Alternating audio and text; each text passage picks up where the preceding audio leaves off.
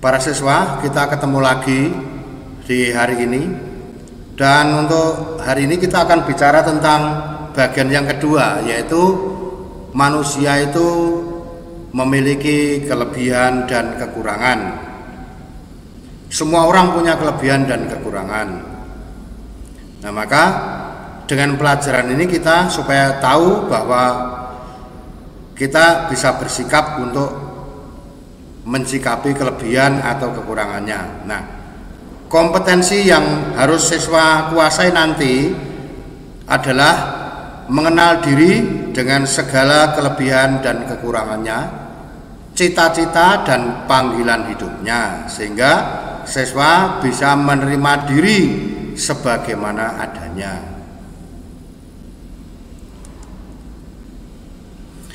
Tujuan pembelajaran supaya siswa dapat menganalisa kelebihan dan kekurangan diri, memberi alasan perlunya mengembangkan talenta yang dimiliki sehingga berguna bagi sesama.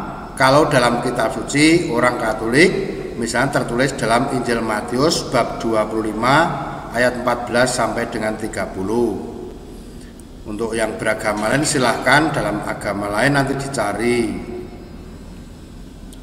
Lalu yang berikutnya, supaya para siswa menjelaskan cara-cara mengembangkan talenta dan cita-cita yang dimiliki. Cara-caranya bagaimana? Kita sudah punya cita-cita. Lalu melakukan usaha-usaha untuk mengembangkan talenta dan cita-cita yang dimilikinya. Jadi kita punya cita-cita, tapi sekaligus juga berusaha menemukan cara supaya cita-citanya itu terwujud. Saya itu punya talenta, tapi bagaimana talenta itu bisa terwujud? Maka kita dituntut untuk mencari cara dan supaya semakin kreatif. Nah, pelajaran yang kemarin, bab yang sebelumnya, kita menemukan diri kita sebagai makhluk individu, tetapi juga menemukan diri sebagai makhluk sosial yang membutuhkan dan dibutuhkan orang lain, tidak bisa hidup sendirian. Lalu sekarang kita akan mencari kelebihan dan kekurangan atas pertolongan orang lain, supaya dengan kelebihan kita mengembangkan talenta yang ada, yang kita miliki. Lalu supaya dengan kekurangan kita akan berusaha memperbaiki diri semaksimal mungkin. Nah, itu tujuan kita dalam pelajaran ini. Yang pertama, kita bicara tentang keunggulan dan kekurangan atau kelebihan dan kekurangan. Nah, kita berbeda satu dengan yang lain, itulah intinya. Tetapi justru karena berbeda, itulah kita menjadi tahu dengan jelas siapa aku ini.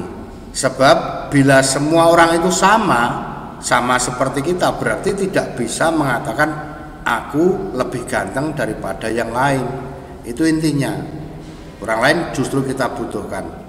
Adanya yang lain yang berbeda dengan kita justru kita butuhkan, supaya kita menjadi jelas. Saya bisa mengatakan ganteng karena ada orang yang tidak ganteng. Saya mengatakan saya itu gendut karena ada orang yang tidak gendut. Nah, kalau semua orang sama kan kita tidak bisa mengatakan. Maka sekarang ya kita cari kelebihanmu apa, kekuranganmu apa, dibuat sebuah neraca ya, neraca. Kekurangan saya apa, kelebihan saya apa. Nih, nanti akan banyak yang mana. Itu kamu sendiri ya, kamu sendiri melihat diri kamu sendiri ya. Bukan nanti minta tolong orang lain dulu. Nah, sesudah kamu itu sudah mentok, nggak mampu menemukan lagi kelebihanku itu apa, kekuranganku apa, nanti bisa saja minta tolong. Menurut kamu saya itu kelebihannya apa? Menurut kamu saya itu kekurangannya apa? Nah, nanti ditambahkan. Nanti banyak yang mana? Itu neraca diri ya, seperti timbangan gitu kan. Nah, sekarang pertanyaan berikutnya adalah mengapa kita tidak menyadari kelebihan dan kekurangan kita sendiri? Yang pertama, kita tidak pernah berusaha membuat neraca hidup, tidak pernah melihat itu, maka kurang pun nggak bisa tahu bahwa itu kurang. B, kita tidak pernah menggali talenta dalam diri kita. Saya itu punya kelebihan apa, harus saya kembangkan, harus bagaimana. Mungkin saya ahli gitar, tapi saya nggak pernah main gitar, ya talenta itu terpendam, nggak bisa digunakan. C, kita tertutup seperti kata dalam tempurung, menganggap diri sudah paling hebat. Tahu-tahu bila sudah didekatkan pada yang lain, ternyata jauh ketinggalan. D, kita kurang banyak bergaul sehingga kita hanya melihat dirinya sendiri sebagai yang terhebat. Padahal pergaulan dengan yang lain yang berbeda membuat kita tahu siapa diri kita sebenarnya. Dan kita menganggap diri paling hebat. Lah itu paling hebat kan sebelum ada yang lain itu. Maka perlu diusahakan supaya kita tuh mengerti tentang diri kita sendiri. Dari mana asal kelebihan dan kekurangan kita ini? Nah, memang ada beberapa teori yang kita baca. Misalnya, teori pertama atau aliran pertama mengatakan bahwa fisik, bakat, sifat disebabkan oleh faktor keturunan. Teori ini mengatakan bahwa karena keturunan, umpamanya ya bapaknya kulitnya hitam, ibunya kulitnya hitam, maka kita tentang fisik itu juga akan sama dengan bapaknya hitam. Bakat, mungkin bakat bapak saya suka main gitar, menjadi kelompok band ulung. Nah ternyata saya menurut teori ini saya juga akan pintar main gitar. Tapi kan ada juga yang tidak seperti itu kan. Lalu ada aliran kedua mengatakan karena pengaruh lingkungan, misalnya budaya, adat dapat membentuk seseorang. Jadi saya bisa menjadi seperti ini karena saya bergaul dengan lingkungan di sekitar saya. Nah itu membentuk saya. Jadi anak kecil lahirnya di keluarga tertentu, tapi kemudian dididik oleh neneknya di tempat lain. Nah budaya setempat itu yang akan mempengaruhi. Itu nanti akan bisa menjadi kelebihan. Mungkin di keluarga bapaknya pinter ben-benan, tapi kemudian tinggal di tempat orang tua neneknya itu di desa, ya mungkin bukan masalah band tapi ya gamelan tradisional begitu, mungkin bisa saja.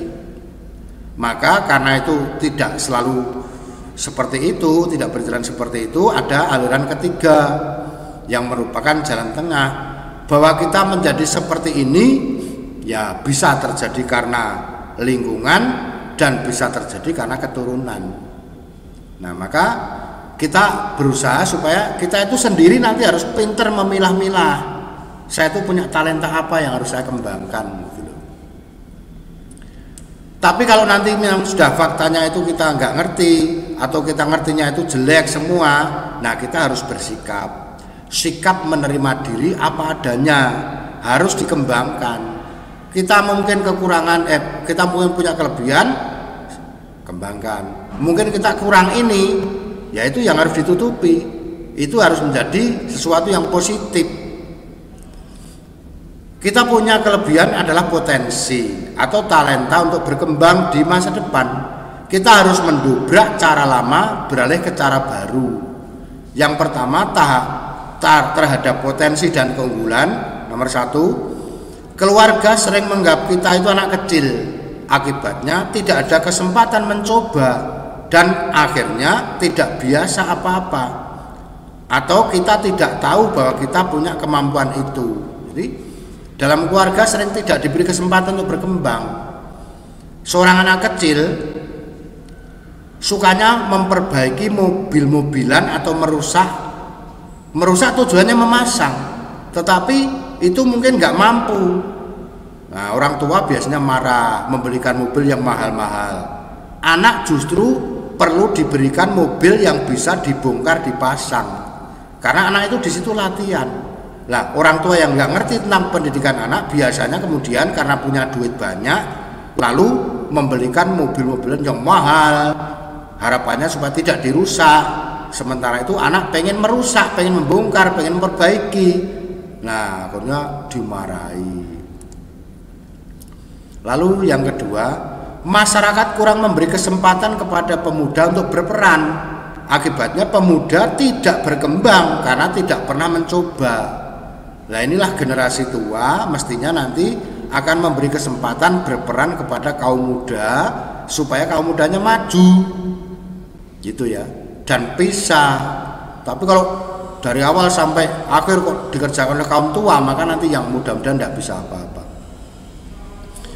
Lalu yang ketiga, ada yang menyadari kemampuannya tetapi lalu sombong, dibenci teman-temannya, lalu tidak bisa berkembang karena kesombongannya dan menjadi tersingkir dari teman-temannya, maka juga tidak bisa berkembang. Jadi ada yang seperti ini, merasa lah teman-teman saya nggak bisa apa-apa, saya bisa sendiri. Lama-lama nggak punya teman, lalu mau mengembangkan apa?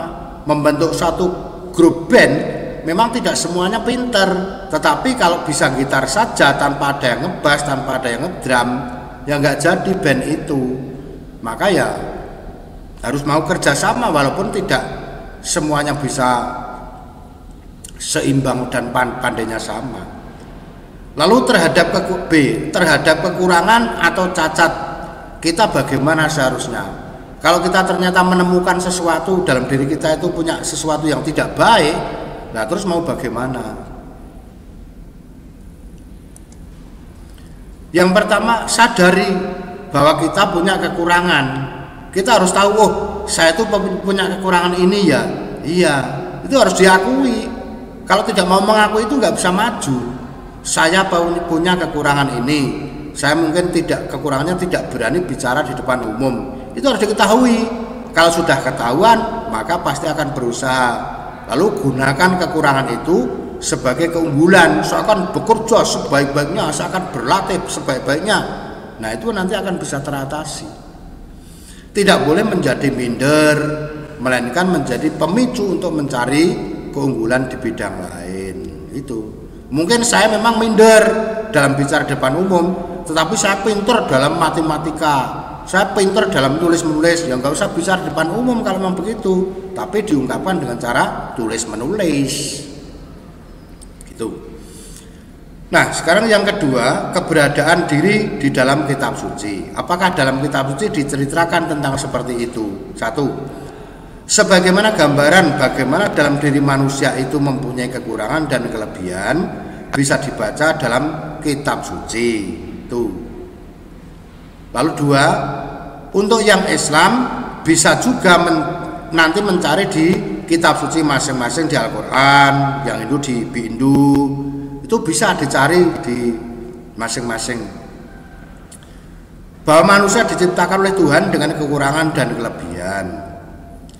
Lalu yang ketiga, kemudian tiap manusia itu diminta untuk mengembangkan kelebihannya dan menutupi kekurangannya supaya tidak menghambat hidup manusia itu sendiri. Kalau kita hanya membesar-besarkan sesuatu yang kurang, suruh apa-apa, oh saya tidak bisa, suruh apa-apa, saya tidak bisa, ya nggak maju. Dan lama-lama kalau disuruh ya nggak mau, suruh nggak mau, ya akhirnya nggak ada yang orang menyuruh lagi. Nah, dalam Injil Matius bab 25 ayat 14 sampai dengan 30 itu bukan kutipan ini, tapi ringkasannya saja, nanti bisa dibaca di rumah. Itu adalah perumpamaan seorang tuan yang akan pergi ke luar negeri dan memberikan modal kepada pegawai-pegawainya untuk sebagai talenta yang harus dikembangkan selama tuan tidak ada di rumah. Pegawai pertama diberi 10 talenta. Lalu yang pegawai 2 diberi 5 talenta. Yang banyak dengan bangga kemudian menggunakannya untuk berdagang, mendatangkan untung banyak, modalnya sudah banyak. Lalu yang 5 talenta ya menggunakan untuk dagang, tapi ternyata ya untungnya ya nggak banyak karena modalnya nggak banyak. Nah, yang diberi sedikit talenta itu malah merasa jengkel sama tuan, lebih besar jengkelnya daripada terima kasihnya. Maka dia diberi modal 1 talenta, tidak dikembangkan untuk apa-apa, malah disimpan saja, ya nggak untung.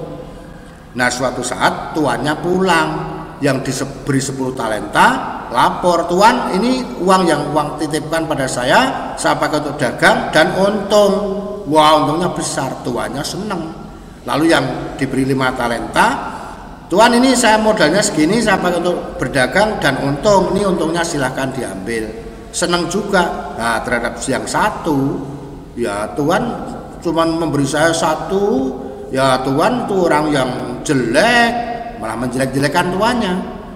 Ini saya pendem dan saya kembalikan. Ya tuannya jengkel itu, memberikan talenta walaupun kecil, suruh mengembangkan masa tidak dikembangkan. Akhirnya dari yang kecil itu malah diambil dan diberikan pada yang lebih besar itu, sehingga ya supaya bisa dikembangkan gitu. Jadi ini intinya, kalau kita itu diberi talenta mungkin pintar bahasa Inggris, silakan kembangkan. Tapi mungkin saya diberi talenta bahasa Inggris itu kecil sekali. Nah, kecil sekali dikembangkan. Jadi sekarang ini jangan mikir bahwa tuannya jelek lalu beri saya kecil. Kecil dikembangkan nanti akan berkembang, besar dikembangkan nanti akan berkembang. Jangan lebih besar mengeluhnya daripada mengembangkannya. Jadi kita sering menemukan beberapa orang seperti itu, justru kita berharap diberi banyak ternyata sedikit. Nah kemudian lebih besar kecewanya daripada memberi gambaran atau memberikan keuntungan, tidak mau mengusahakan. Nah sekarang sebagai kesimpulan, seberapapun talenta yang kita punya, seperti apapun Tuhan memberi pada kita, ya bersyukur. Jangan mengeluh, jangan memarahi yang memberi. Tuhan itu gak adil pada saya, gak adil pada saya karena kakak saya diberi banyak, pinter ini, so saya tidak. Nah kalau orang hanya memikirkan kejelekannya orang lain seperti itu, kejelekannya yang memberi seperti itu, ya malah dia tidak berkembang, karena dia hanya berkutat pada masalah dendamnya. Nomor 2, setelah mengetahui talenta yang diberikan entah besar atau kecil, ya dikembangkan. Memang yang talenta kecil akan berkembang lambat, yang talenta besar akan berkembang besar cepat. Tetapi itu sama artinya dengan semuanya maju. Cuman yang satu maju pelan, yang satu maju cepat. Tidak ada yang mandek gitu. Nah ini ya, jadi para siswa, apa yang kita harapkan di dalam kegiatan pembelajaran ini, kita melihat kekurangan kita itu harus kita kembangkan juga dalam bidang-bidang yang lain supaya menutupi kekurangan itu, dan kekurangan itu harus diperbaiki walaupun mungkin kemajuannya sangat lambat. Baik, bagian ketiga kita akan melihat beberapa tokoh yang dulu dipandang tidak apa-apa, tapi ternyata sekarang kita mengalami hasilnya dan kita akan kaget dengan penemuan-penemuannya. 1. Albert Einstein. Nah, orang yang IPA mungkin tahu, baru dapat berbicara setelah umur 14 tahun. Baru dapat membaca umur 7 tahun. Nah, itu kan lambat sekali tuh. Orang tuanya saja mungkin sangat khawatir anak saya itu bisa membaca apa tidak, anak saya itu bisa berbicara apa tidak.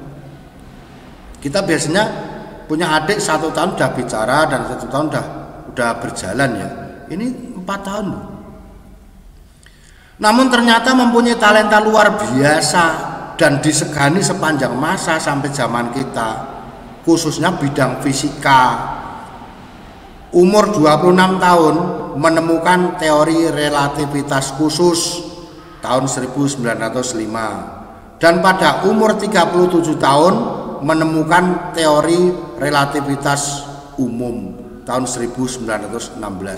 Nah, para ahli-ahli fisika sekarang ini itu kan meniru beliau itu. Sampai hari ini ahli-ahli fisika yang sekarang ini belum menemukan teori baru yang bisa membatalkan teorinya Einstein itu. Hebat kan? Lalu tokoh yang berikutnya, Isaac Newton. Siapa yang tidak pernah tidak kenal Isaac Newton? Murid yang dianggap kurang berhasil di sekolah dasar. namun ternyata menjadi ilmuwan terbesar sepanjang masa. Dia menjadi ahli bidang matematika, ahli fisika, ahli astronomi, dan ahli filsafat. Ini hebat-hebat semua. Ia menemukan hukum gravitasi, hukum gerak, kalkulus, teleskop pantul, dan spektrum. Gravitasi, daya tarik bumi, kita jatuh mesti ke bumi. Nah, dia yang menemukan teori itu.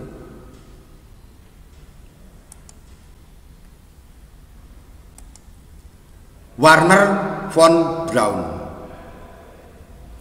gagal pada kelas 9 mata pelajaran aljabar. Kelas 9 berarti SMP ya. SMP matematika tidak bisa. Ya berarti nanti di SMA dan kuliah itu ngitung-ngitung ya raiso ya, tidak bisa karena gagal aljabar ngitung-ngitung. Namun ternyata ia menjadi ahli roket, ahli kendaraan luar angkasa Amerika Serikat. Roket ini kan ngitung-ngitung gitu. Ini kecepatan sekian maka akan sampai di sana. Dan kira-kira itu jaraknya sekian, maka dengan kecepatan sekian maka akan sampai tanggal sekian atau jam sekian. Nah kira-kira seperti itu. Nah itu ngitung-ngitung. Padahal zamannya SD, zaman kelas 9 SMP, ngitung-ngitung nggak bisa, nggak lulus. Nah kemungkinan beliau kan karena sudah menyadari saya gagal, maka saya harus berusaha sekuat mungkin mengembangkan ini, dan akhirnya menjadi jauh melesat di antara teman-teman semuanya. Golda Meir waktu itu masih gadis, penampilannya sama sekali tidak cantik ya, kan udah mau bergaul kalah, cari cowok mungkin bisa kalah gitu. Sadar akan kekurangannya dari segi fisik, wajahnya jelek, ia memicu keunggulannya di bidang bakat dan kemampuan intelektual.